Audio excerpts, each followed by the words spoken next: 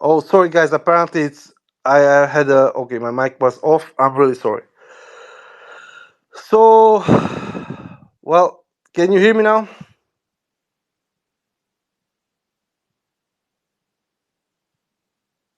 No. Yes. No. Guys, can you hear me? Could anyone just like react? No. Okay, fine. So I'm very sorry, guys. I don't know what happened. Right. As usual, this is the biggest problem I'm having with this fucking shitty app. But like we are like junkies. It's shitty. There are technical issues every time, but unfortunately, it's also easy enough to use. So it's a bit like a Fiat, unfortunately. And I love Italian cars, by the way. But now let's go back to what I said that probably you didn't hear. But first of all, the attacks on the Russian infrastructure continue. Those have a twofold objectives. First of all, to offload oil from Russian reserves and Russian storages, pull it back, and also try and bring as much as possible air defenses to defend them.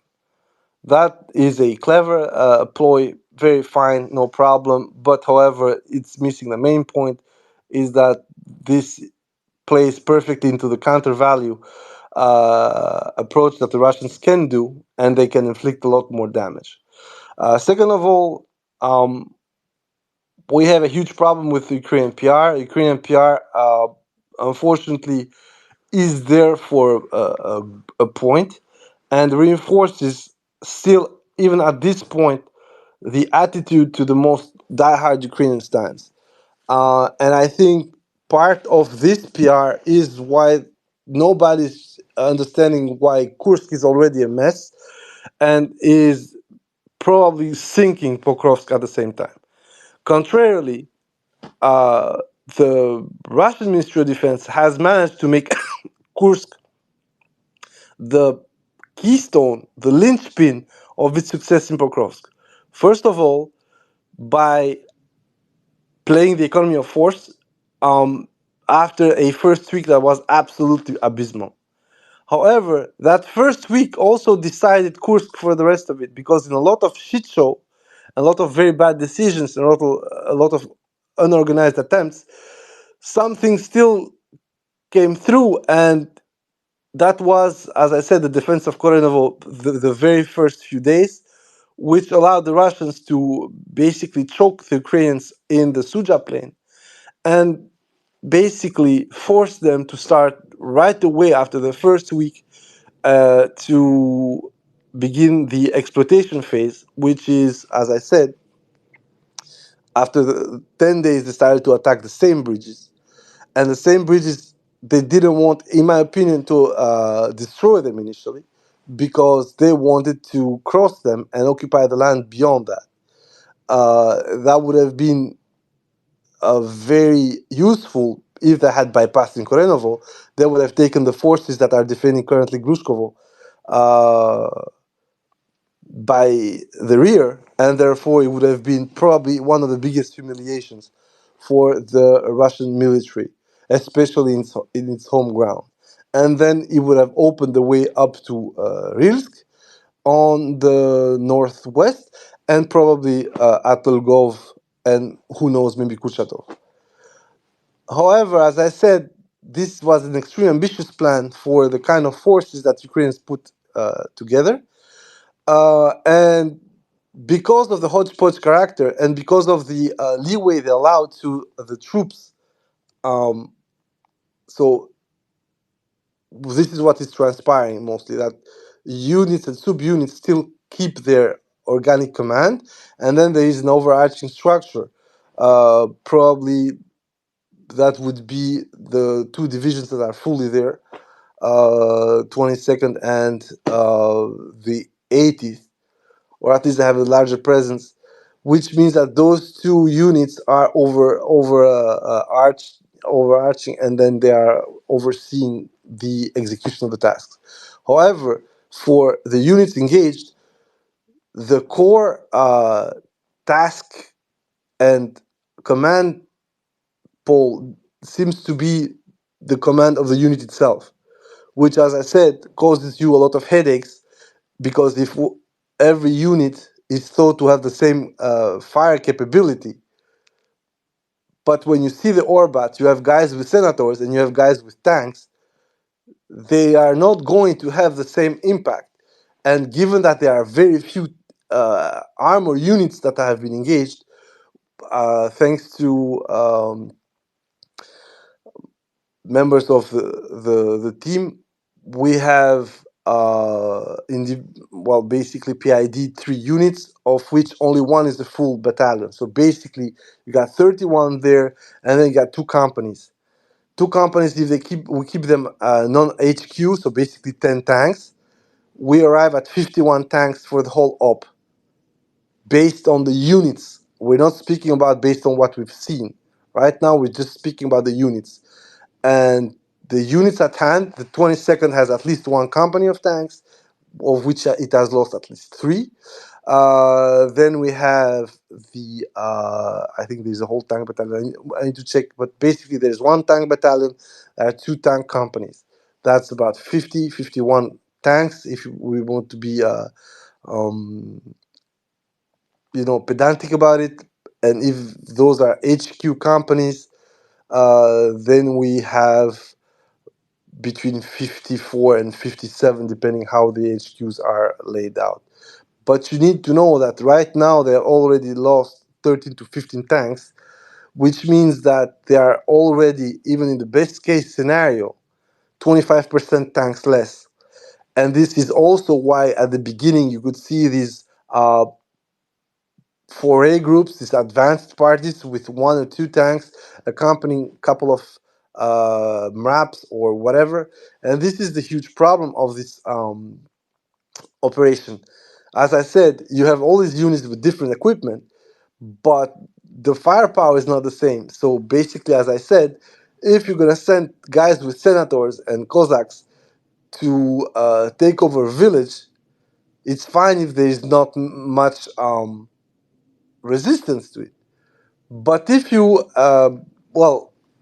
find yourself into the fire zone of a BMP3, or God forbid something bigger like a tank, you are in trouble. By being with these maps, with his lighter armor, you also make life for the Russian infantry easier, because now they don't need to get around with a tank. All they need is FPVs and anti-tank equipment. They don't need ATGMs. They can go right at you with RPGs, because you are basically driving with a glorified SUV with a facton of armor on it. This is the case of the Senator.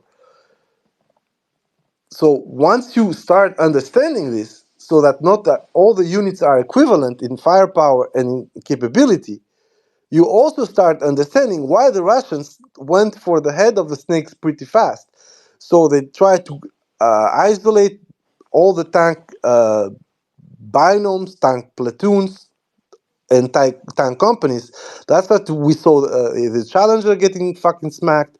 Then a second Challenger hit by whatever that was, be that helicopter or ATGM.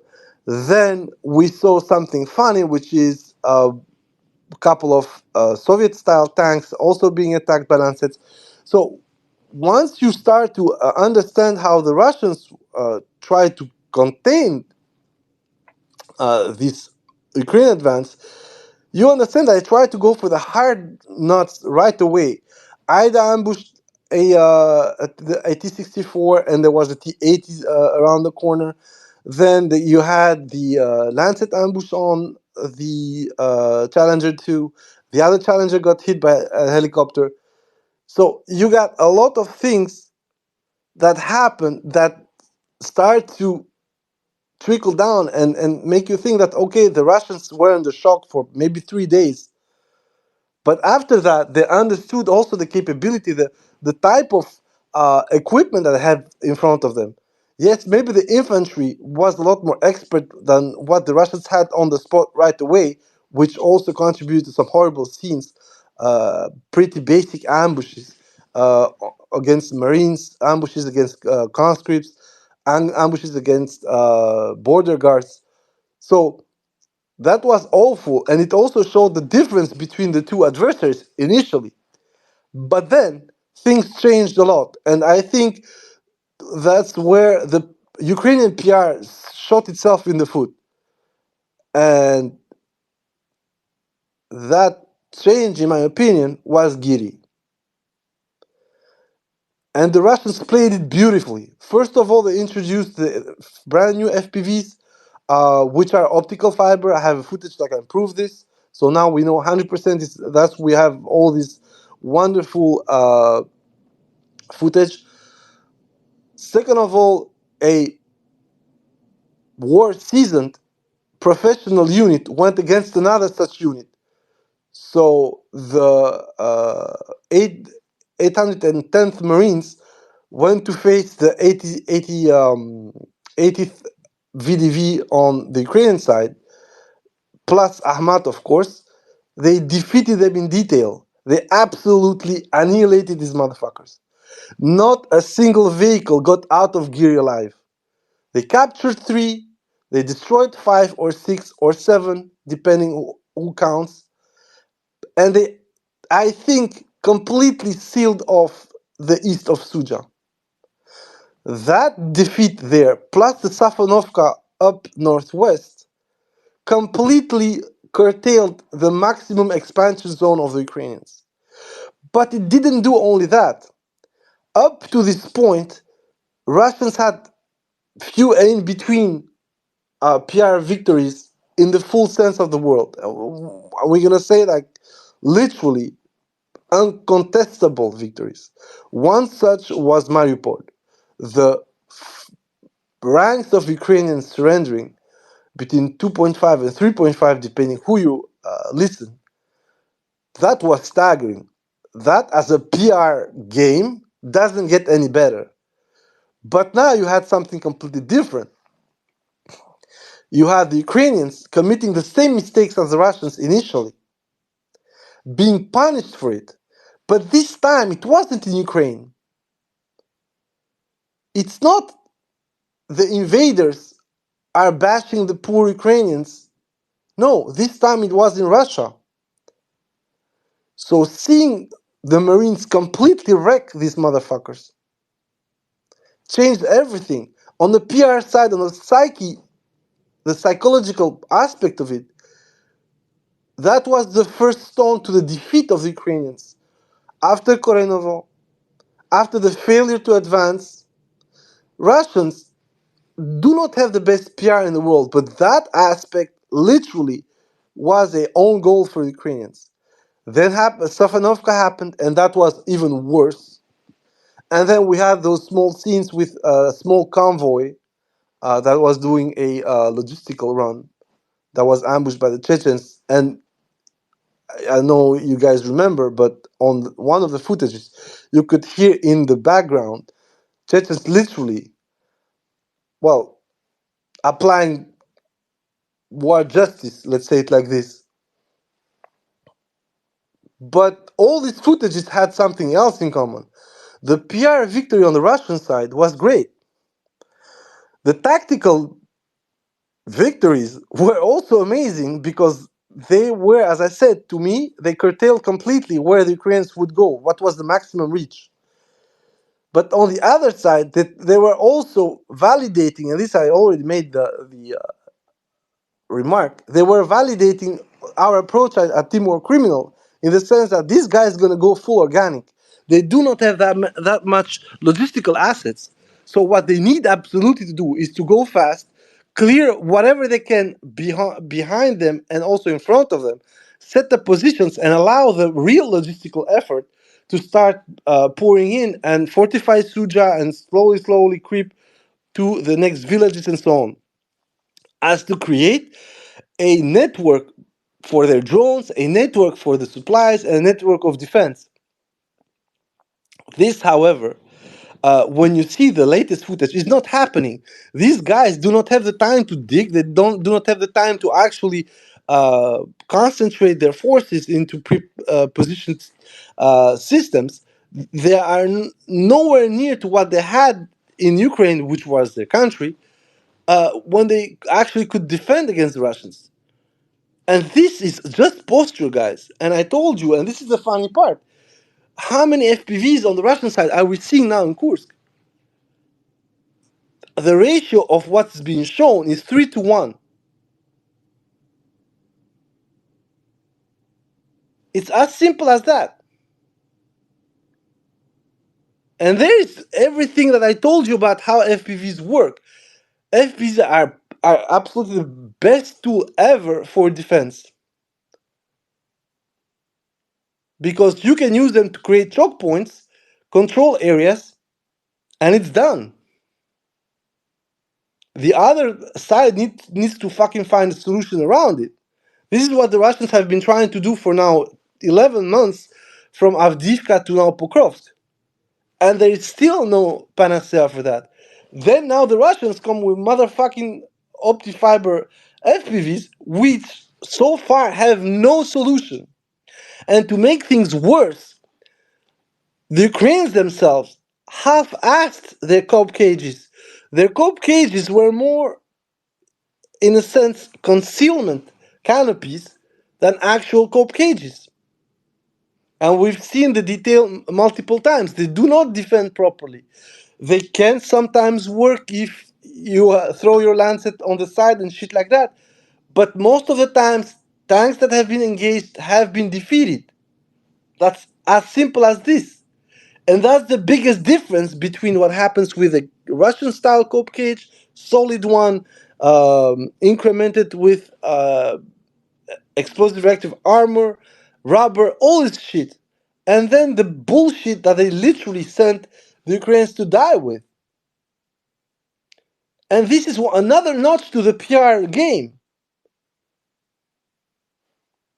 Ukrainian soldiers looking at their fucking camping tents, supposedly helping them out against Lancets and FPVs. They notice this. They feel this. And the problem is, and this is how also you can see, a lot of the vehicles that were destroyed were still fucking hiding at the maximum advance point that they had reached the first and second day.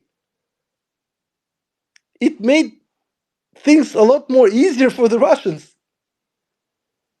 A way easier. And therefore, I'm going to go back to the analysis we made early on. Hodgepodge type of troops. Orbat is all fucked up because the capabilities of these units are not equivalent. So you cannot swap, let's say, one platoon of BTR force with one platoon of senators. It just doesn't work like that. It's possible to send senators for a lightly guarded area or somewhere you need to go fast when you know the way is not mined.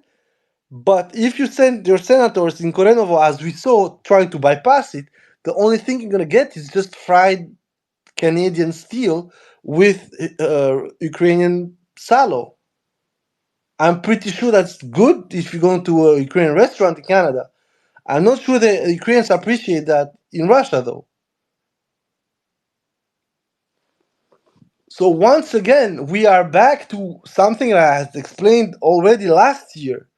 The biggest problem when you're going to conceive such an offensive is that you need every single unit to have at least a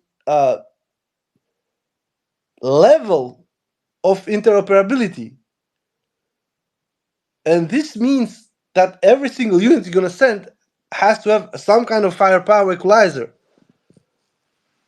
And I think in a certain sense, this firepower equalizer was supposed to be FPVs, but they cannot advance and push these FPVs back to the road. And one of the problems is that because the Russian FPVs are hunting them even beyond Suja now, they're hunting the logistics, and most of the things that we see is also that Russians cut the water and gas and electricity from day one. Whoever could evacuate from Suja was fine. People who stayed there, of course, they're gonna fucking suffer. And now you got Ukrainians need to fend for their own supplies. Don't forget, if you are going to control an area of 6 to 800 square kilometers, as the pretense is for the Ukrainian control in Suja or the areas around Suja, you will have to travel at least 200 kilometers from one point to the other if your units are spread in defensive positions. But you're doing even something wrong now because you still are trying to push. Therefore, your logistical hurdle is even bigger because you're gonna push, I don't know, 3, 4 maps, 5 kilometers from the line of contact. These guys need water, they need food, they also need supplies to keep going left, right, front, whatever. But then Russians are going to start attacking the lighter convoys and make it absolutely easier for them to just isolate the advanced party and capture them. And this is one of the things that we're having fun at Timor Criminal. Every time now they capture 6, 7 guys, and it's logical because often it's the complement for a Cossack 7 or Cossack 2 M2. Basically, car runs out of fuel, car gets hit by FPVs, you cannot use it, and these guys are stranded. And they need to go back 20 kilometers, but it doesn't work like that because the front line is not set in stone. So they cross paths with Russian units. Sometimes it goes well, like a couple of last guys who surrendered and were treated nicely. Sometimes it doesn't go that well, and your head ends up in a fucking pike.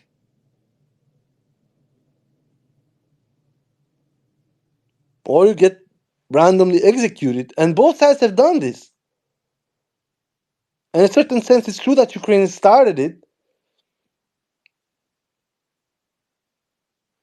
but, you know, it's war. These things are going to happen. The only thing is, you have to do it the last. What happens in between the first minute of your game and the last minute of the game, you need to be the guy who cuts the last head. This is how it works. Last side standing wins the game. And now that we're going to speak about Kursk, about the potential evolution, we see already that both sides are agreeing in two things. First of all, Russians have recovered some ground around Korenovo that I think they never lost, actually. Some ground up north, and a lot of ground from the east. The Russian logic right now, if I'm correct, and if we at the team I've seen this correctly, is that they are going to push them first down to Suja. So Martinovka, which is not fully captured, it's going to be cleared. They're going to advance from Borki. They're going to go to Makhno. And they're going to arrive to the eastern limits of Suja. The moment the Russians are at the eastern limit of Suja, the whole Kursk operation is done. It's over. Ukrainians, I think, know this. That is why they are trying to exploit as much as possible this area, which is into a very bad posture, with the bridges have been blown out and the pontoons being attacked and replaced, so they can have a space to maneuver and get the fuck out if needed. Because the main way goes through Suja, but if the Russians are next door and are going to cut your way out around Molevoy, for instance, you then need to cross the fields and try and get out from Glushkovo area. But if you haven't gotten Glushkovo, you're going to see that suddenly your way out of Russia becomes a fucking narrow strip where the Russians are going to fucking pelt you with everything they have. So that's why suddenly you have Ukrainians trying to counterattack around Martinovka, beyond Borki, around Malaya Lokna, because they are losing their footing over there. And as I said, it's pretty normal They do not have the forces to do that, and the extents that they were where it was too far and unfortunately, uh, well, prejudiciable to their lives. So now the game is not anymore in Korenovo. Korenovo is being pushed back, and the Russians are reestablishing a full control over the adjacent areas. But your problem right now is that the Russians are going to fucking get you in Suja.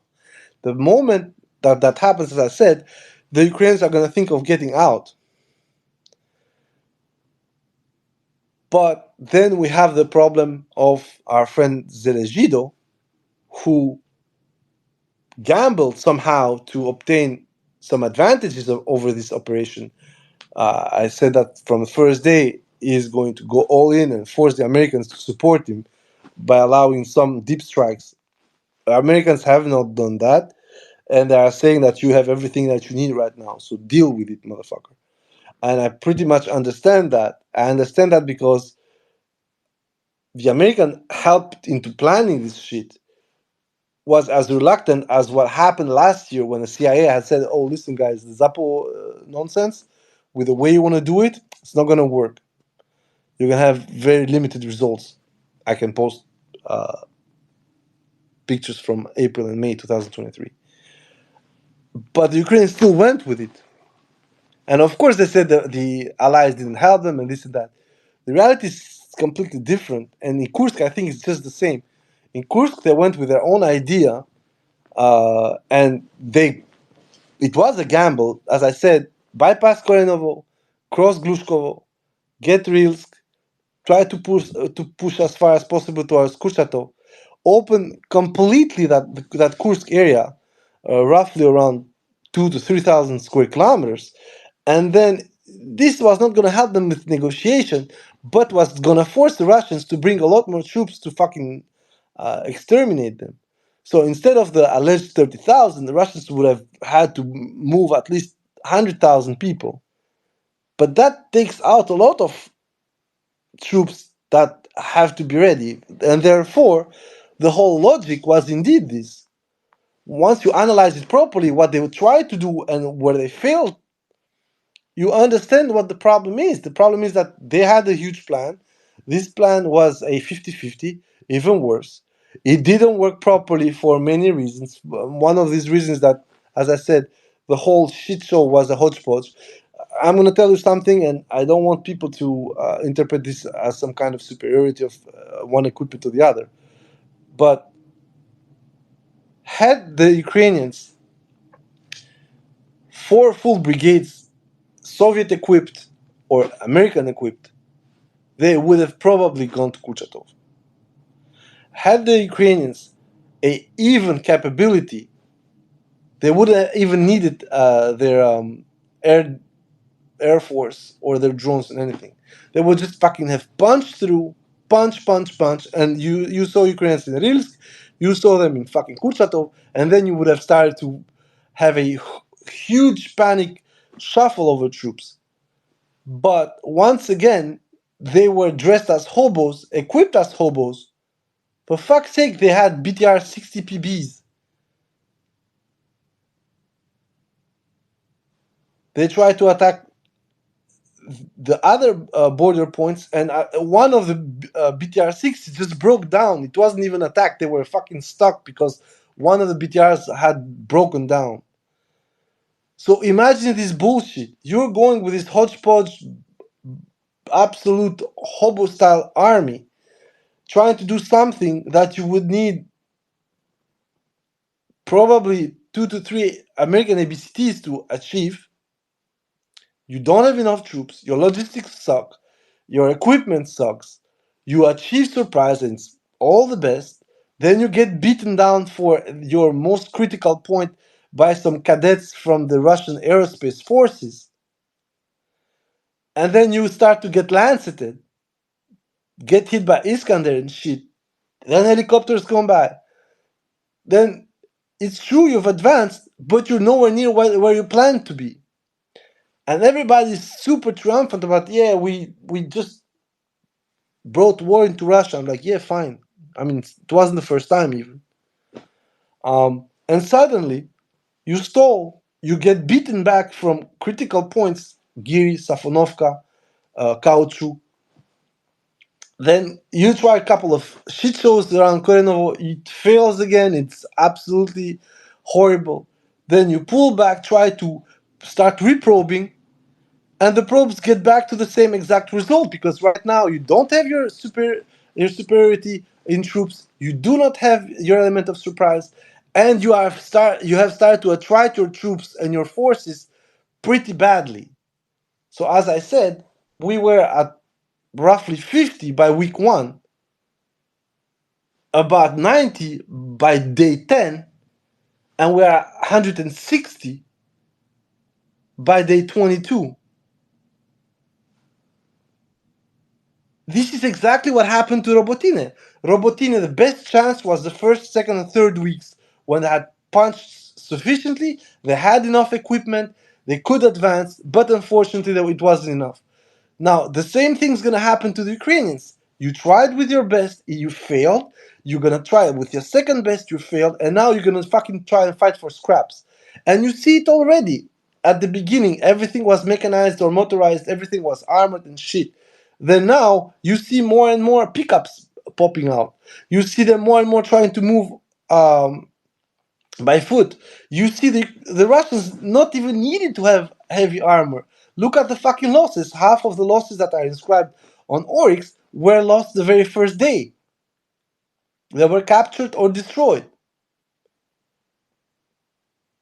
And one of the biggest pileups are pontoons, trucks, and the convoy that got attacked at the very beginning of the war. On the other side, you're losing BMPs, tanks, MRAPs, APCs, and it's not even funny because you're losing them for good. Sometimes it's destroyed, but most of the times that you don't need to, they're captured. Giri was the perfect image of that. The whole unit was absolutely lambasted. All the BTRs were gone. Two pickups were burned and destroyed. How are you going to replace them? And as I said, we did the TAC thread. You're going to start pulling units from your reserves, and it's fine. That's how it should work, right? Well, that's the problem.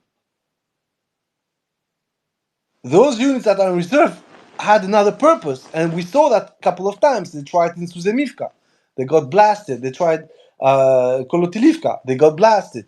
They tried multiple times around Belgorod. There was the attempt that I still haven't seen much, except for 2 helicopter strikes at the border checkpoint.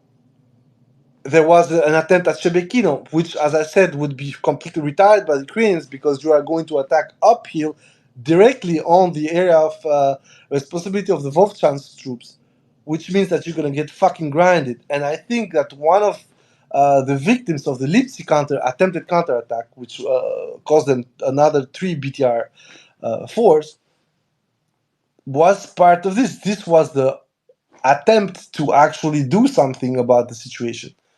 So on the Kursk area, we were a bit like iffy but confident the first few days because simply it wouldn't make sense for Ukrainians to actually be that stupid. But then we discovered that they were even more stupid than what we thought because they don't have the right troops, they don't have enough troops, they don't have the right equipment, and they don't have enough equipment.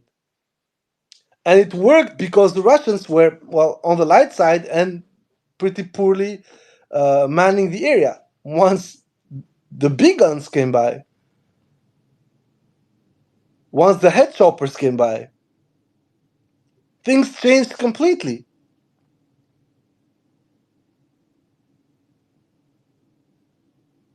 So what's going to happen with Kursk, as I already said since the beginning, if things go for the worst, it's going to be 1 to 2 months, and for sure 1 month is guaranteed. We are already at the 23rd day. The way it's going on right now is pretty simple. The Russians do not care. They have tried only 3 open attacks. one around the Korenovo that was counterattacked by drones of the 225th Battalion. Another one, well, we saw that in Maya Lokna, they completely fucked them up. Ruskaya Konopelka, they fucked them up. Cherkasskaya Konopelka is underway. Martinovka is going to be cleared. They completely cleared them out from the extreme east under Suja. You see what's going on. Russians are pushing and pushing and pushing them out, but they are not going into these head-on adventures that they would do, for instance, for Robotine last year. Last year it was stupid and it cost them men, but it was necessary because the strategic relevance of that Zaporizhia land bridge is your war. Basically, that's the war for the Russians right now. Therefore, the upcoming weeks, I expect more of what we're seeing. For instance, yesterday was an absolute shit show for the Ukrainians. In Kursk alone, they lost probably 14 vehicles, and I made a small thread. 11 were maneuver vehicles, and then some other shit that was talking about, and we need still evidence. But you need to understand, by Oryx numbers, had the Ukrainian forces lost even 11 per day, there would be at 10,000 vehicles, and Oryx has been counting only 6,400. You can see the difference with the kind of losses that they're fucking incurring in Kursk. Once again, I'm not saying Oryx is correct or not correct, because I myself have contradicted analysis on multiple threads when it came to losses. I'm just explaining how the trend would be completely different, and would also be a lot closer to what the Russians have lost by being in the offense most of the time. The difference would be roughly at 1 to 1.6, which in my opinion is the reality. But unfortunately, the Ukrainians are benefiting from the fact that after the first 2 months of the war, they could recover the territory from where you couldn't see the real extent of losses. One of these things I'm going to tell you is the tank prom in Kharkov, which was visited multiple times by Iskanders and all kind of bullshit. I'm pretty sure that at the tank prom alone, they lost over 60 to 70 tanks when the tank prom was bombed multiple times. But you cannot prove it. There are no images there. So it is what it is. But my point is that Kursk, because everything is visible and the Russians are posting it, is giving you a completely different vibe than what you've seen for 2.5 years. And I think it's something that is a lot more true to how the war went until now. And this is also why the Ukrainians are in the state military that are now. Now we're going to speak about something different, which is a surprise du chef, is the sudden advance in Kupiansk. Everybody thought that Kupiansk, except for, of course, the small advances into Peshanoe and Berestova.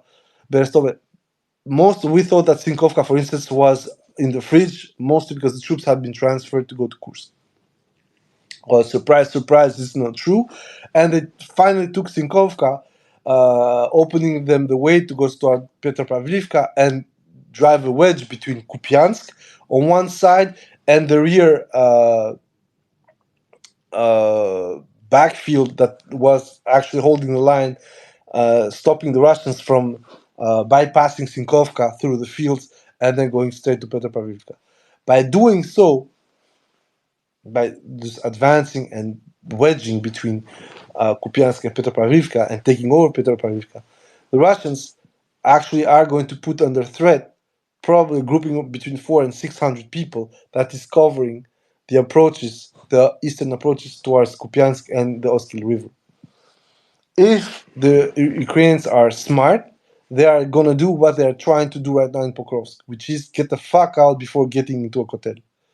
But I do not think that the guys in Kupiansk area are smart enough. not because they actually are stupid, but simply because there is no way out.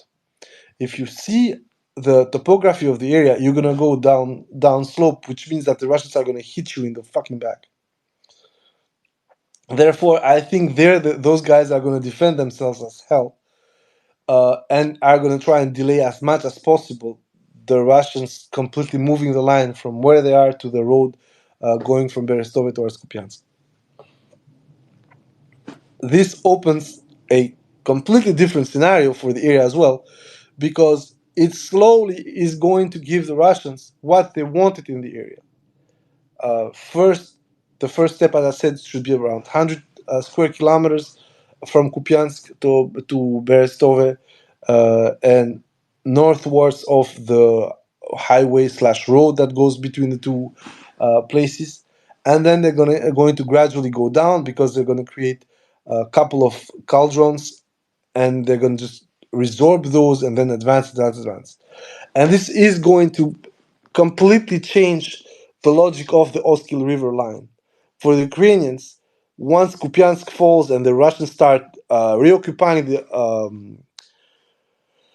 eastern bank of the Oskil, then the shit gets real, because then it means that for the Russians, the artillery can advance probably 3 to 4 kilometers behind them, which means that they can start locking out all the pathways from Izium towards Kupiansk. And this is, in my opinion, the goal, given how things are going a bit down in Donetsk. So that's something to just check out and hope that it's just not like usual. They plant a flag and they get stalled about 1 or 2 kilometers from there.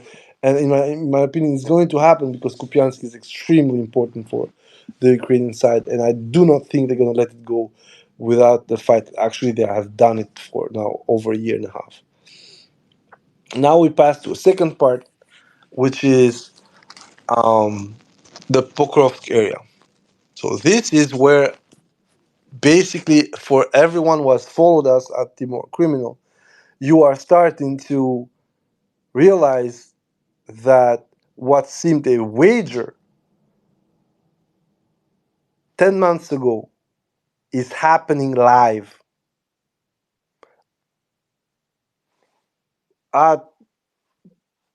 With the group, we literally are having a ball, because it's one thing to think about it and make the math, wargaming, whatever, and end up with results. You know, say, okay, this is gonna work, this is gonna work, this is gonna work. But it's another thing to see it happening live, and seeing it happening after we literally said that once Avdiivka is taken, there is some garbage space. The Ukrainians defended themselves pretty hard, it has to be said. But then you needed only one place to break through. This is what we said, and that's what happened. Once Ocheretina was completely fucked, and the Russians kept going through the spine, the crest that goes from Ocheretina via the railway towards Progress, Jelani, and so on. We said that. You lose Progress, you lose Jelani. You lose Jelani, you lose the whole plateau. Once you lose the whole plateau, it's so much interconnected that it's not possible to sustain the Russians, to block the Russians from getting everything. But once they had the plateau, we all thought that they would go, and I'm going to admit it, they would go for Osvizhenka and cut the highway and then go down the way they're doing right now. But unfortunately, for me, the Russians do not go for fancy objectives. And we had this with Avdiivka. I had this old huge plan to bypass everything. They literally went through the shit. Literally through a fucking sewage pipe. So the sheer firepower, the steamrolling capability of the Russian army right now, remember guys, they're supposed to be on their last fucking throws, which could always be possible, you know? Just you have this acceleration until you fucking croak. This is how bubbles work in finance. But here it's not like that. Here it seems that the attrition phenomenon that the Russians were counting on is paying dividends and is being also helped by the shit show in Kursk. Now, once Pokrovsk is done, I thought that they would go left and right. But now I've changed completely my opinion, given that Ukrainians do not seem to be able to fix the Russians into a kind of funnel where they can kill them. Then the logic would be to expand around Pokrovsk before getting the city. We're going back to 2022 templates for the Russian military. It's not going to be Mariupol. Let's forget about it. It's not the same Russian army either. But by pushing, for instance, up north towards Dobropila, you stop right away the bypassing road that Ukrainians were thinking about using if Pokrovsk was isolated. And by going down towards Ukrainsk and Kurakove, you are also isolating the backfield of the Ukrainian troops that are still trying to defend themselves and stop the Russians from advancing towards Kurakove. So tactically, it makes absolutely sense to first bypass the city and try to go as far as possible south and north, and then go head on. Pokrovsk has this dubious peculiarity for the Russians in that it's the first big city that is not on lower ground. I know what you're gonna say, Avdiivka and so on. Yes, it's true, but Avdiivka had a huge problem in that it was extremely narrow. Your whole point was to get the Terikon, get the foothold down south or up north, it didn't matter, and you would have gone through the city anyway. With Pokrovsk, it's a different area, and it has Mirnograd as a plastron or glacis, which means that you need to first go through Mirnograd and then go to Pokrovsk.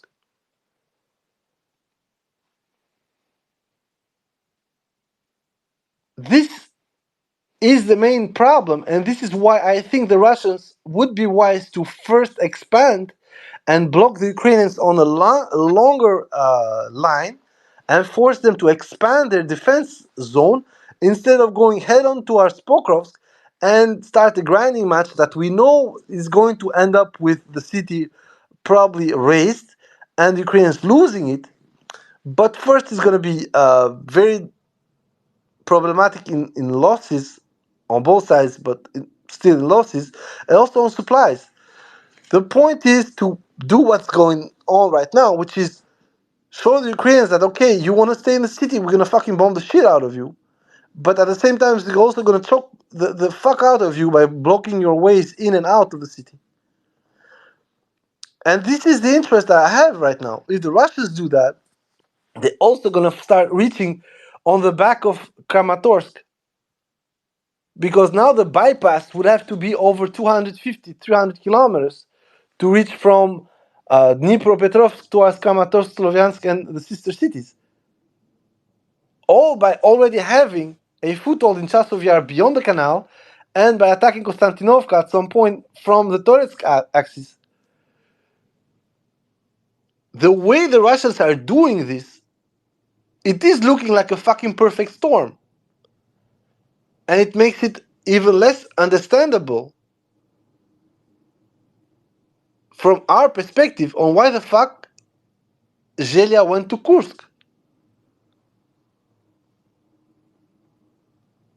And you cannot tell me that he went to Kursk for the 400 or 500, how many fucking prisoners of war he's pretending to have gotten. I mean, this is the numbers that Sirski gave.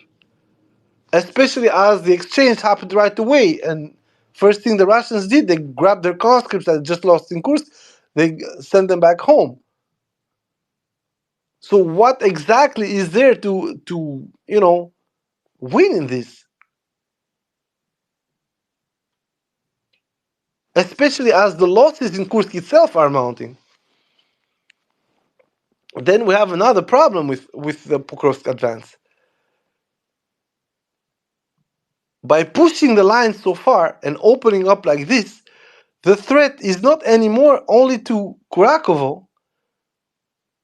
The threat is going well beyond Ugledar as well. The threat is the front marching east to west. So narrowing the Zaporozhye axis, something that we discussed already last year, and I said this is going to be the plan in September. The whole point is to advance the front as much as possible. It's going to be a military political decision because, first of all, the point with Avdiivka is to uh, sanitize, secure the Donbass and the Donetsk city perimeter so they will not be attacked by artillery. This, of course, it's not as much as we wish for the civilians, but it is because the artillery still was hampering the concealment of equipment and supplies within the city. So the employment, the use of Donetsk city as a hub was still hampered somehow. By pushing the Ukrainians 20, 25 kilometers away, you allow Donetsk to breathe and to fully lean on the Ukrainian defenses by its role as a logistical hub next to the front line. Pokrovsk is just the same. Pokrovsk allows the Russians, once it's taken, with the whole Zhelany Plateau, with all these small cities, to have a huge amount of supply points, logistical approaches, and of course, everybody has said this, the railway. I do not think the railway right now is going to be extremely important, but the most important part here is that thanks to Pokrovsk, you cut the Ukrainian railway and you bring your own highway straight to the front line.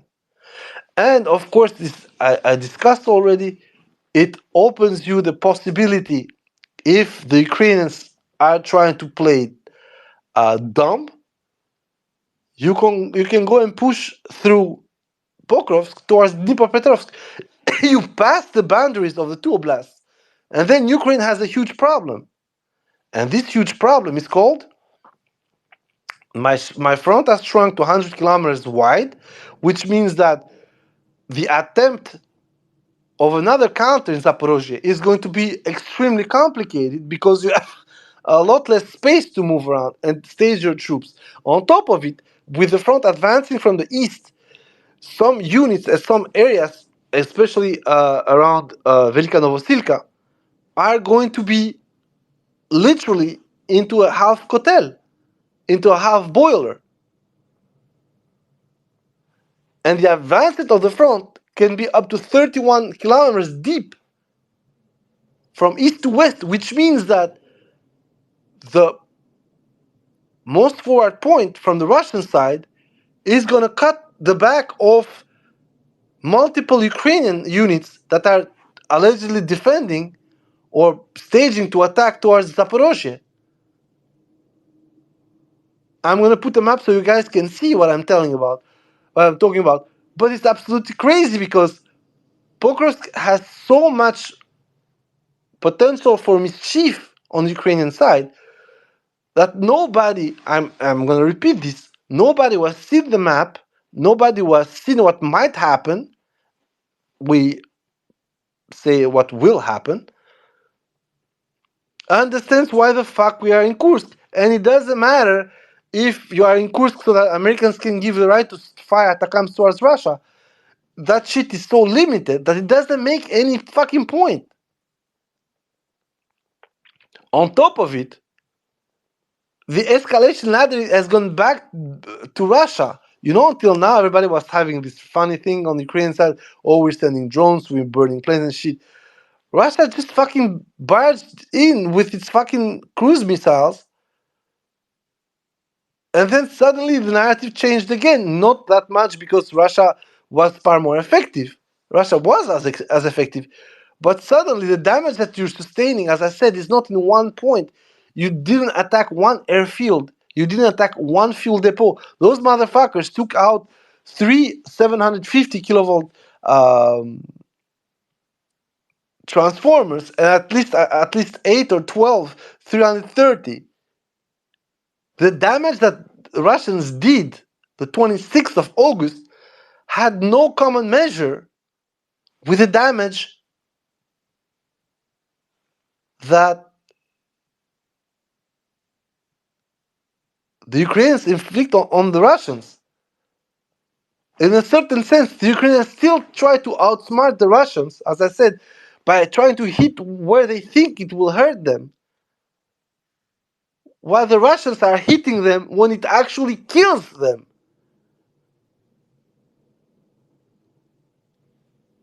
And once again, this is in a certain sense, and it hurts me to acknowledge it, because the Ukrainian leadership right now doesn't care who dies or who lives.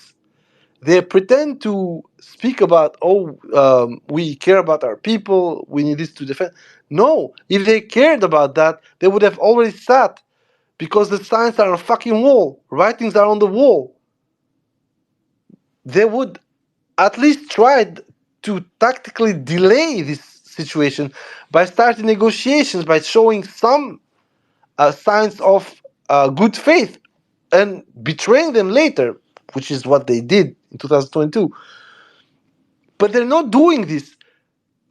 Somehow the Ukrainians now, or at least the leadership, has grown so worried of what's going to happen within 3 months that they cannot see straight, they cannot see clear. And maybe something happens and the Russians do not take Pokrovsk, which, let's be honest, as it had started, I'm not very sure that Ukrainians have any kind of choice but to literally put everything they can throw at Pokrovsk in order to hold it, and they're still going to lose it because that's what they did in Bakhmut. But the biggest issue that I'm having with Pokrovsk is that if we, couple of nobodies on the internet, see how bad it can become, how come the leadership is not interested into that? And this is what I said in the beginning, because I think everybody in the crew, we think that they have given up on Donbass. In a certain sense, they held it long enough, quote unquote.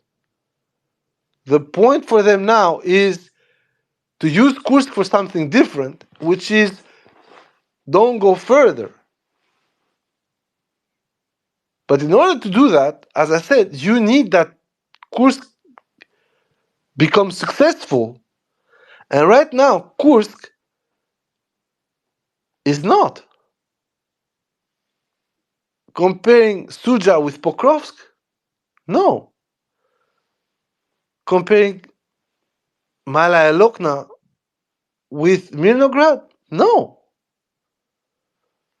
I mean, the two last cities that were taken in the area are more than all the agglomerations that the Ukrainians might fucking brag about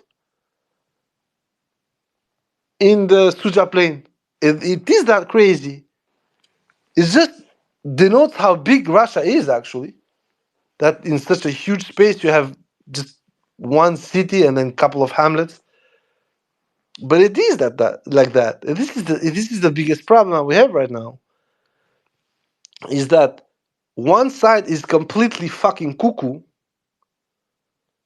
because it estimates, it thinks that it can bargain whatever they got in Kursk right now for whatever the Russians are gaining.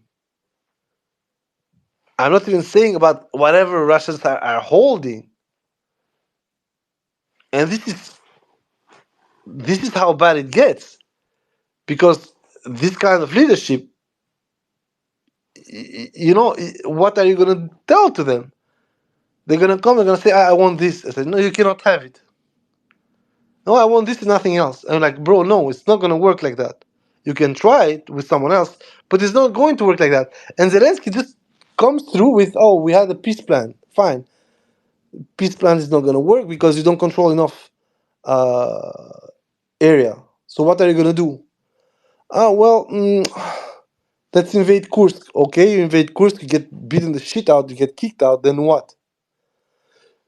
With the invasion in Kursk, you just made Putin a lot more intransigent. And the thing was that if the Ukrainians did not understood that this was going to happen, then we have a huge problem with the Ukrainian leadership. actually with Ukrainian nation, but with Ukrainian leadership, which is these people are not there anymore. They have a completely different view, and this view can only be validated by guarantees they have received from someone else that they're gonna intervene if it gets too bad.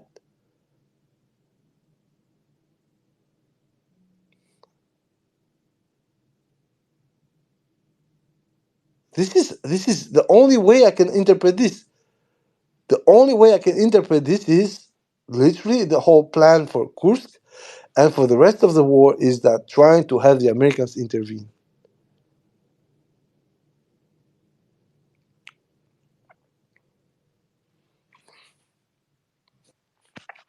Now we're gonna go to the Ugledar part. Ugledar is getting to shit because the Russians got Vodiane. They completely broke the road. Ugledar is going to be in encirclement within, I think, 2 to 3 days.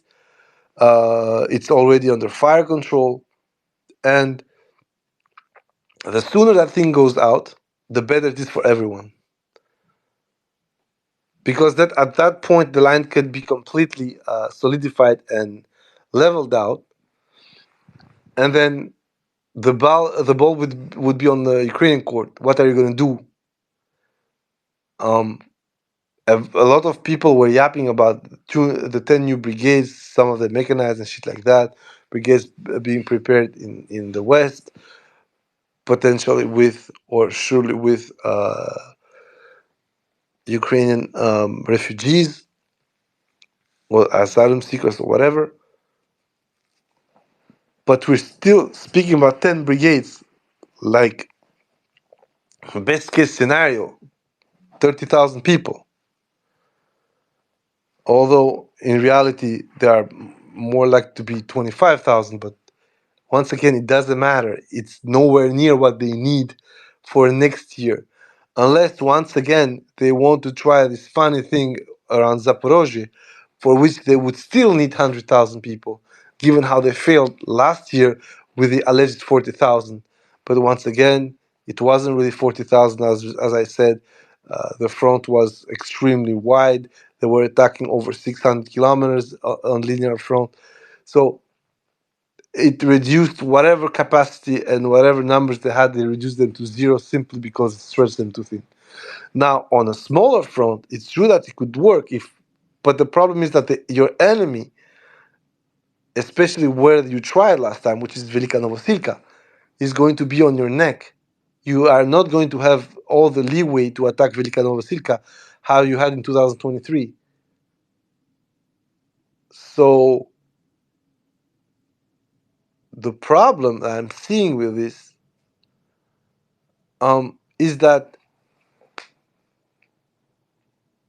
unless something huge happens, there is no much that the Ukrainians can do to change in short term. Long term could be something else. Like if they go full mobilization and they literally throw everybody to get machine gun to the zero, yeah, then for sure they might have a chance to reverse some of the gains that Russians did. But once again, it would require the cratering of their economy, cratering of their demography, and so on and so forth. Once again, given they're suicidal at this point, that can always happen, although I do not believe so. So at the end of this, small space, I'm going to point out a couple of other things. There is some pressure coming from abroad now.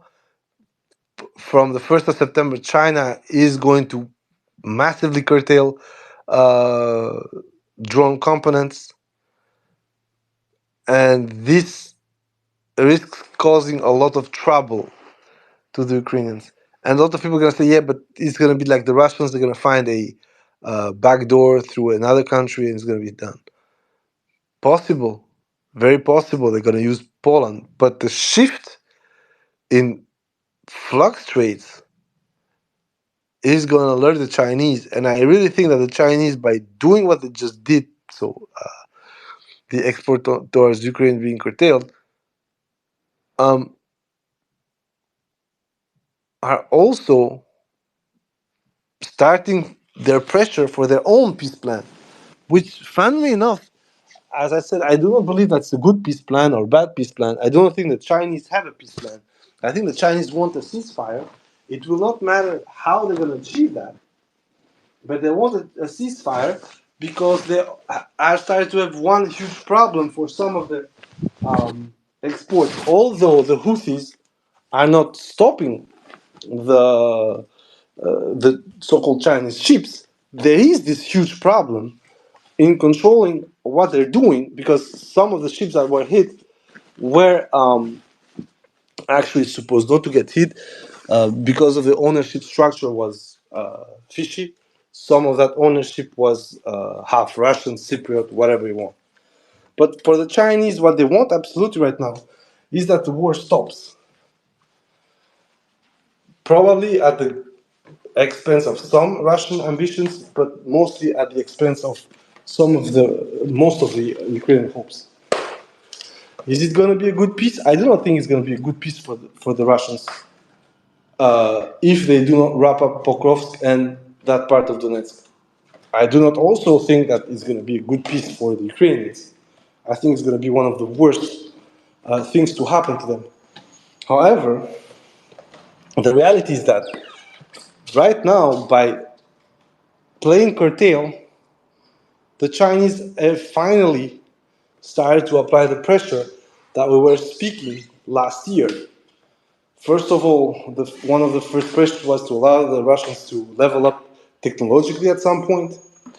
That has somehow happened. I'm not going to say that it is what we were expecting, but the signs are there, especially regarding drones.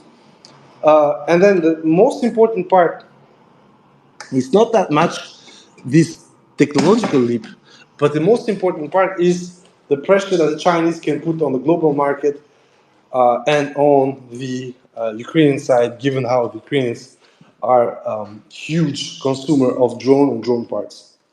Oh, sorry, guys. So, um, what next? Well, as I said, for me, next is pretty simple. The Russians, once they are going to get that corner of the Donetsk Oblast that they want, they are going to push their advantage in order to force the Ukrainians, if the Ukrainians have not pulled back yet from Kursk, to pull out of Kursk. As I said, given the backfield, the huge backfield they're going to have in Dnipropetrovsk, it's going to be a fucking shit show to stop the Russians without a proper plan. Let's say it like this. And this is my biggest scare. Let's be honest with you. This is my biggest scare, and that is that the Ukrainians are in this zugzwang when they yapped so much, they sold so much to their own public, but at the same time they got bamboozled by their allies. Let's say it as it is, because that's what happened. People can pretend that the Ukraine had any kind of chance. Reality is that the only chance they had was literally Russian disorganization and Russian complacency and incompetence. But all of those can be quickly fixed, as I said. A lot of the mistakes that the Russians did initially were fixed by, I'd say, virtually itself, by being pushed out of a huge part of Kharkov Oblast. It shortened automatically their front. But the Ukrainians did not push into Russian territory then. Therefore, Russian had this backfield without a problem for a year and something. So all these things, when it comes to Ukrainians, is that they oversold themselves. They oversold this idea of success. And once again, the PR part of this is unfortunately the one thing that we need to address on the Ukrainian side. They systematically abuse of it. They systematically oversell themselves, and they systematically lie. The numbers from the Ukrainian Ministry of Defense, I will not speak about them, you know them already. They are supposed to have shot down the whole Russian Air Force. They are supposed to completely have annihilated whatever the Russians had as artillery assets. And of course, most importantly, they have absolutely killed millions of Russians or inflict millions of casualties because they say they have killed over 600,000 Russians. This, of course, is bullshit, and even the most staunchest of their supporters cannot go beyond 130,000 KIA, for which, once again, I have my doubts. We have done a simulation, and roughly we should be somewhere between 90 and 117,000 killed in action. Once again, we're speaking about almost 3 years of war, which, I repeat, makes it roughly around 3,000 killed per month, compared to a similar war in 2020 with maybe not near peer competition, but a lot of heavy assets, artillery, and capabilities and choke points, which was Armenia and Azerbaijan over Karabakh. You can see that in that month and something of war, the losses were pretty much comparable to what is being assumed by everyone based on the obituaries and what can be proven as killed, which was about 5,000 for one side and 4,200 for the other. And then in total casualties, we're looking at roughly 8,000 for Azerbaijan, over 12,000 for Armenia. But basically, you can understand how important the capabilities of both sides, given artillery, drones, multiple rocket launchers, aviation, how important they are to actually determine the outcome of the battle, but also force both sides to stock up on supplies, stock up on means, and of course have air recruitment. So whoever is like having this discussion about a bad or good Russian strategy and bad or good Russian tactics, it's not important. That you shouldn't listen to that. Mistakes have been made, stupidity has been shown, but the problem is that all those mistakes, all that stupidity, had to do with the fact that you almost don't have any kind of concealment anymore. Drones are everywhere from both sides. FPVs now are everywhere from both sides. So the losses are going to be something quote unquote normal. It's not like before when you could sneak yourself in, which happened at the end of the Karabakh War. No, this time is completely different. Everything is seen, everything is detected. The only difference is how much can the person who is like behind the drone affect the progress of the other party. And we've seen that sometimes on the Russian side it's extremely efficient, overwhelmingly powerful, and sometimes it's absolutely shit.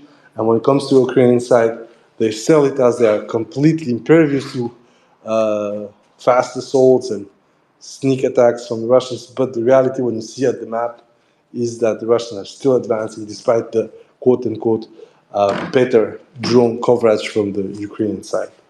This is something I always wanted to tell. It's very funny how the Ukrainians and some Kurvas talk about the fact that Ukrainians control everything, have more drones and this and that. But now nobody's opening their mouth when we see what's going to Kursk, because that would actually betray how illiterate most of these people are. You show yourself, you're going to be seen. You try to hide yourself, it's going to be more complicated to see you, you're still going to be seen. When you go into the offense, you are on the open, so it's easier to fucking target you.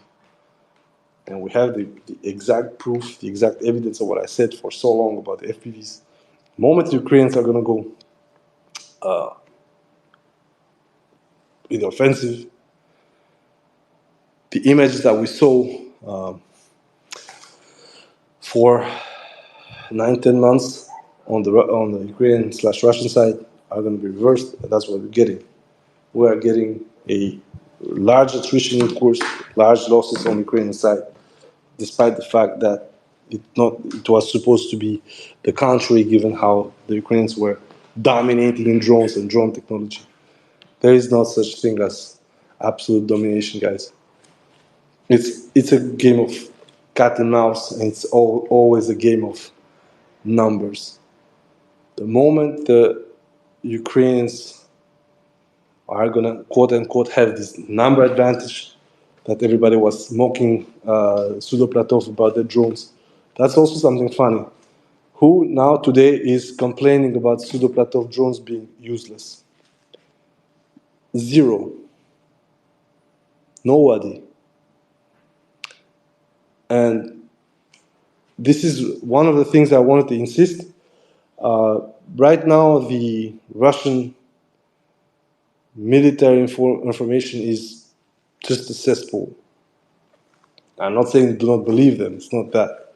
Try to be extremely critical, because the first days of the Kursk operation showed to everyone that Russian military bloggers, Russian military correspondents, and all this bullshit were the worst enemies of the Russian military, despite the fact that they are there to actually tell people what's going on. I'm going to cite Rybar, Gaybar, Krybar. That guy put the Ukrainians halfway to Kurchatov. Never happened. Dva Pidora, two majors, invented shit that never happened. Put Ukrainians in Tolpino behind Korenovo. Never happened. That fucking panic movement, in my opinion, is also what caused the tragedy at Rilsk, because local commanders trusted this Arab telephone bullshit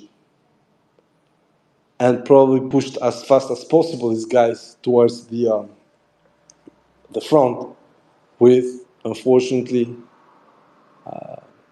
well, horrible results for the Russians.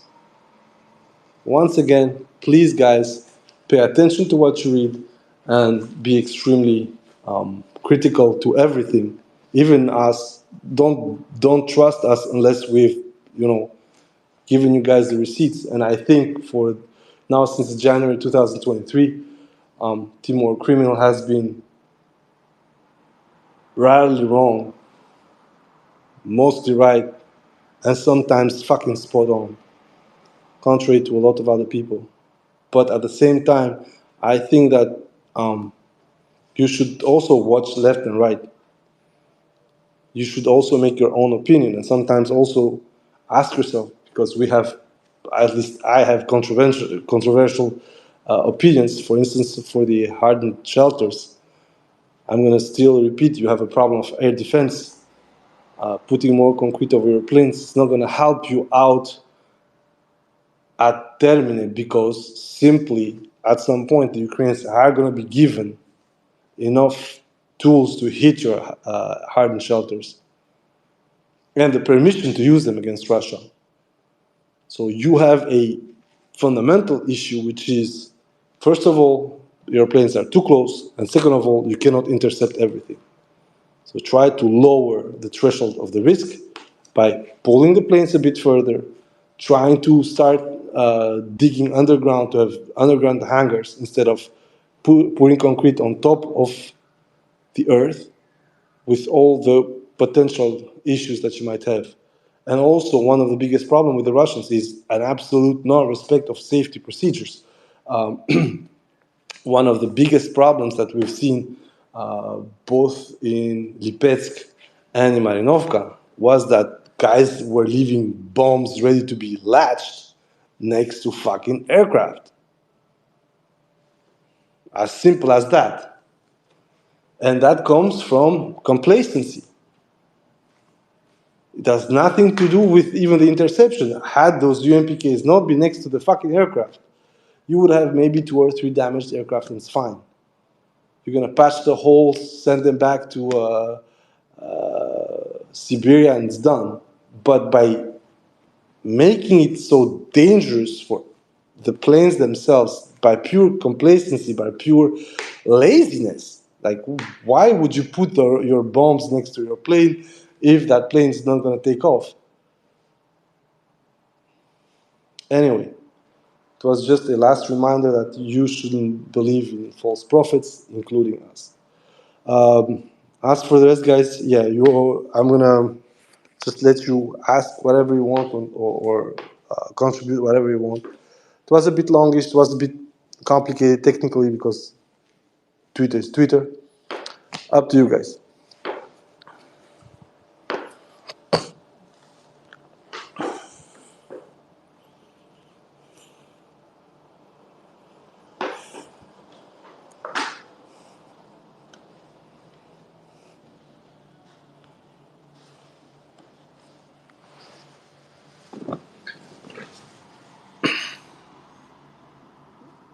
Guys, if you want to intervene, it's fine. Up to you. If you don't, then I'm gonna have just uh, a small backlog add-on, and that's it. So whenever you feel that you want to intervene.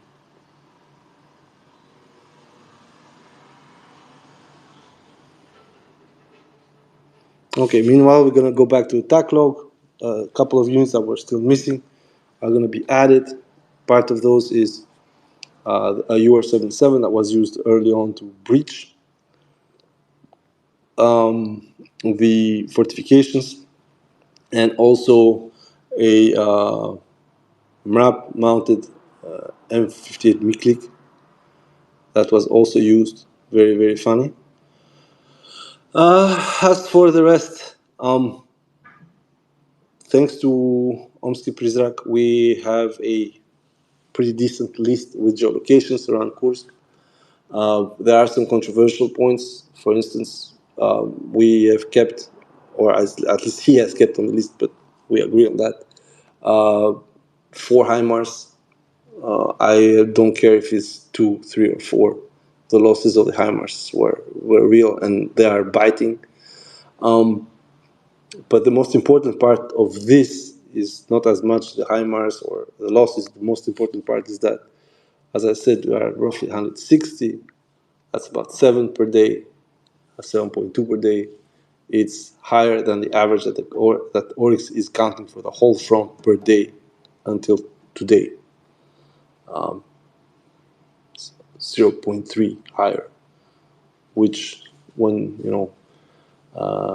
scaled up for numbers, makes a huge difference. If, for instance, the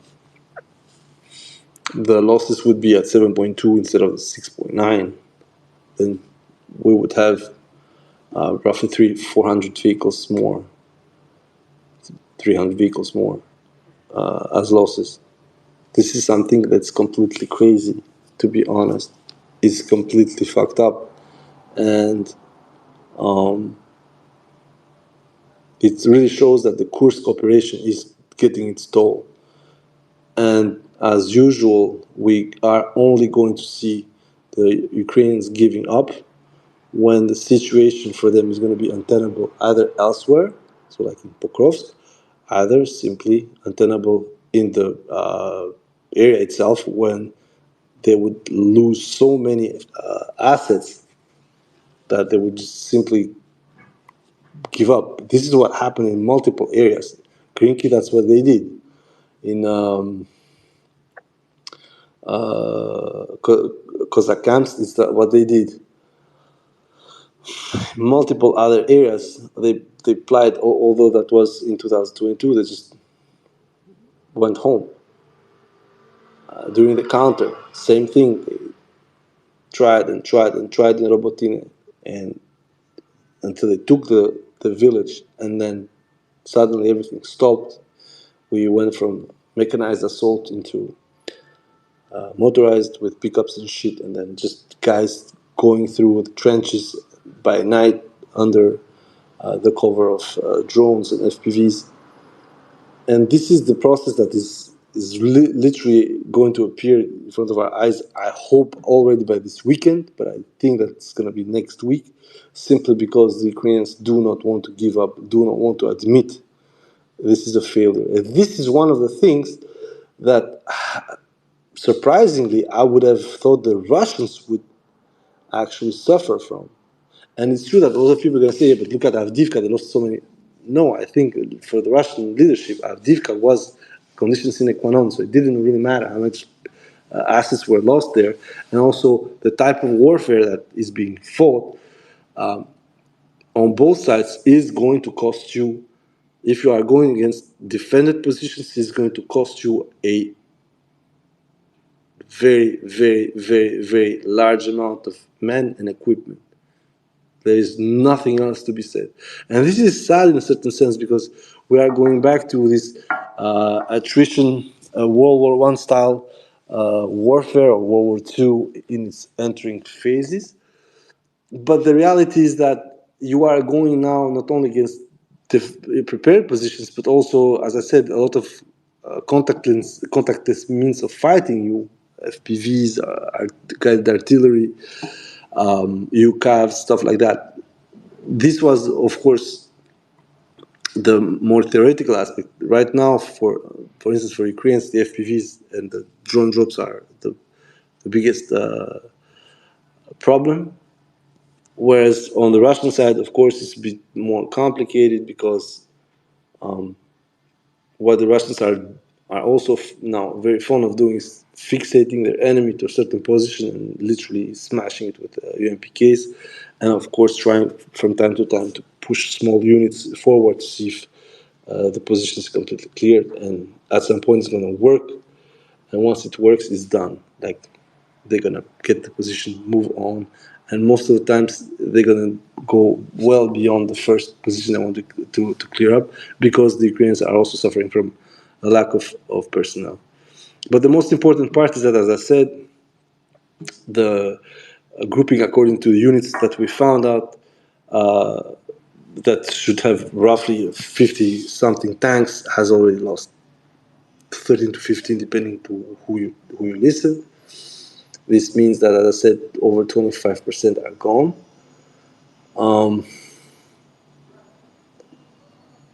Having 25-30% of your tanks gone means that you have a critical shortage for that type of equipment. And for some units, if it was a full unit, it would certainly be a unit that would technically be indisposed, and you should have to try to reform it. That's what they are doing. And then we have a lot of losses when it comes to MRAPs and also EAVs. Then again, we are still very early in the operation from the Ukrainian side. I think it's only 20 days. They weren't expecting maybe these many losses, but there's still a lot of space for them. As I said, don't forget, when you compare the losses of now with the losses that Narska had for Zaporozhye the first 3 weeks, it's roughly the same, you know. And a lot of those losses were for Robotina. Now, if you go back to the same kind of Zaporozhye extent, because it is a huge area, it's far bigger. It's 10 times bigger than what Rabotina managed to be. Well, then they would have prepared at least some supplementary equipment and reserves. So they're going to go back to this grinding process, and we'll have to see in the same amount of time if in a month and a half there are 350 losses, then indeed it's going to be quote unquote the end of it as we know it, unless Ukrainians really want to die on that hill, which sometimes it has well happened. Bahmut, Rubizhnoye, Popasna, Ocheretino. So all these things make it extremely complicated for whoever wants to go beyond the simple mathematics of this war. This is one of the things I said last year. I thought that with the loss of the counter, Ukrainians would start thinking about not giving up, but going to the table of negotiations. This never happened. The Ukrainians never actually thought about it. They started this whole stupid process of peace on our terms, 10 points peace plan. We cannot give up our territory. And I'm like, what the hell are you even talking about? We are going to this cognitive dissonance with the Ukrainian forces, Ukrainian leadership, which is going to be once again put on display in Kursk. And they are going to sacrifice more assets and more people because, unfortunately, they hold themselves there. And that's it. That's it. When it comes to the posture, when it comes to the losses, I'm still looking at a pool of 250 vehicles for this op directly with the support and reserves. We can go up to 1,000 vehicles, all included, including the civilian trash. So we are already at 16% of that is lost in 22 days. And if it keeps going like this, which means no answer to Russian FPVs, given that those FPVs now, especially the fiber optic ones, are not going to have an answer, in my opinion, for the next 3 to 6 months, I do not think that Ukrainians have any chance. Because, as I said, if they keep going with this rhythm, so about 7 a day, they're going to lose another 140 in 2 weeks.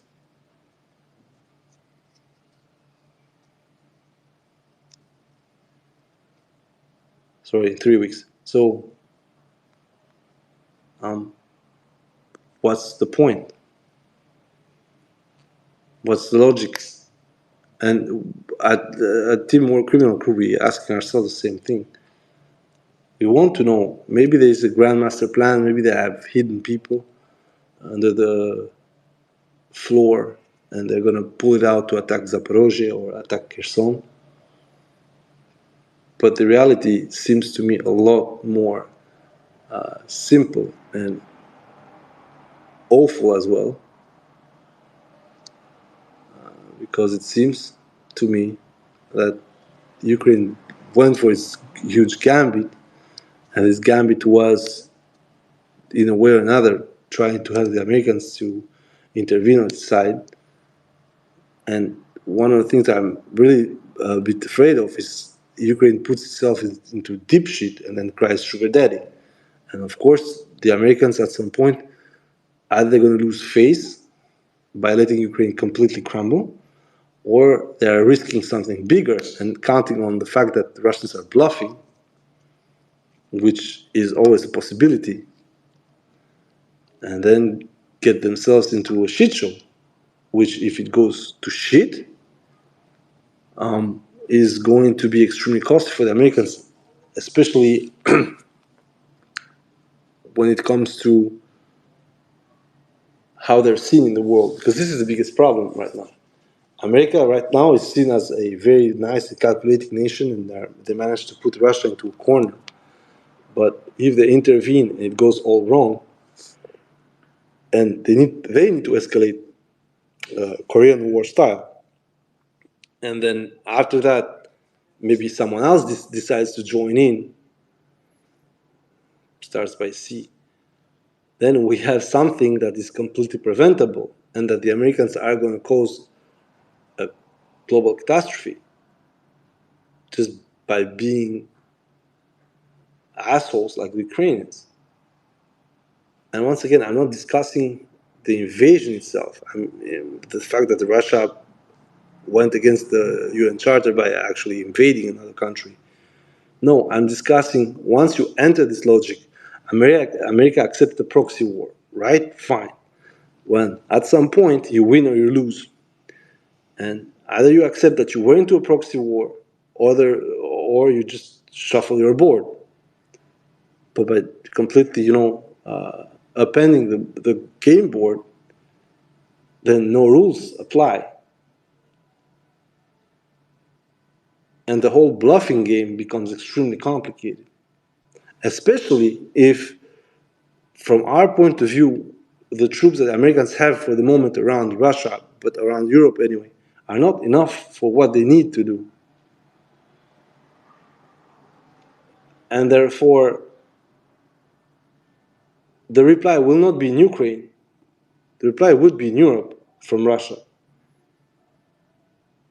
And it will be then a escalation ladder and a vicious circle, which, as I said, is probably going to cause a lot more harm than just letting Ukraine go.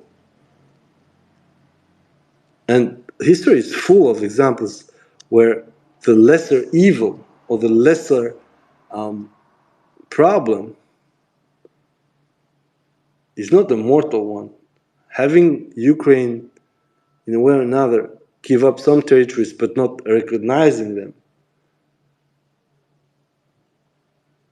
Americans did the same for the Baltic states. For over 40 years, America didn't recognize the Soviet control of the Baltic states. It was an absolutely retarded policy, but it was there.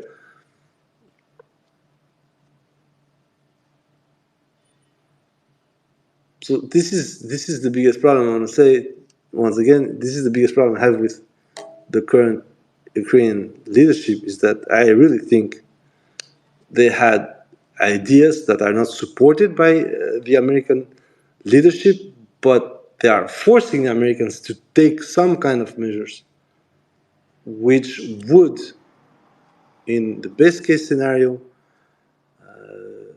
be some kind of Cuban Missile Crisis, but in reverse, because this time it's the Russians in the neighborhood and the Americans coming close by.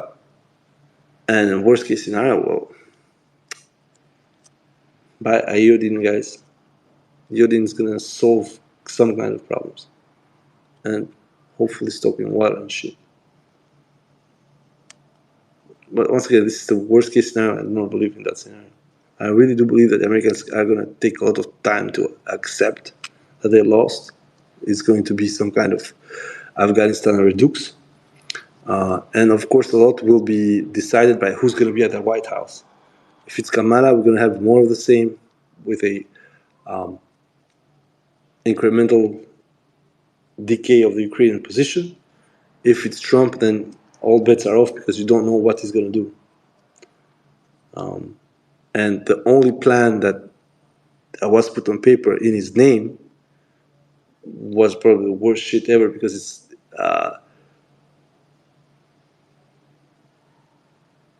coercion for both sides. It's literally, if you don't make peace, I'm going to arm Ukraine to the fucking teeth. And going to the Ukrainian state, if you don't make peace, I'm going to cut your armament. It's an absolutely schizo way of dealing with the situation. But as I said, it's not very, very important right now. What's important is just looking forward to Pokrovsk, what's going to happen, and looking forward to how the Russians are going to benefit and cash in from the Kursk misadventures on the Ukrainian side. Hopefully, they're going to manage this in the best and shortest way, which is, as I said, within 3 to 4 weeks, they're going to start the exploitation south and north of Pokrovsk, while also pressing the city. And if that works, when honestly, guys, the war as we know it, it's folded, it's done. All the rest, whatever is going to remain there, is going to be just kind of stragglers on the Ukrainian side trying to make something happen that doesn't exist. If the war stays the way, as I said, is right now. And also, the biggest problem for Ukraine is going to be the money. Because despite everything, if they are going with this mobilization situation, as I said, if you mobilize 200, it means that 600 are going to work for them because you need the logistics for them. Because if the logistics do not fall, your 200,000 guys are going to overburden the log train that you had for 200,000 guys less. And this is where everything changes. And this is why I'm very happy that somehow they insisted on their mobilization because although it's incremental, it's slow, it is absolutely destroying. It is destroying their capability of continuing any meaningful fight for the next, let's say, year or so. Okay, guys, I see that you don't have questions or don't have any intervention, I thank you very much for being here. This was it. I'm going to try to make another space tomorrow, and I hope for it to be a bit more, succinct and a lot more interesting for you, because today it was a bit of a rehashing of a couple of posts I had made during the week. Hopefully you weren't too pissed about that. And let's see each other in the upcoming days. Thank you very much. Have a nice day. Bye bye.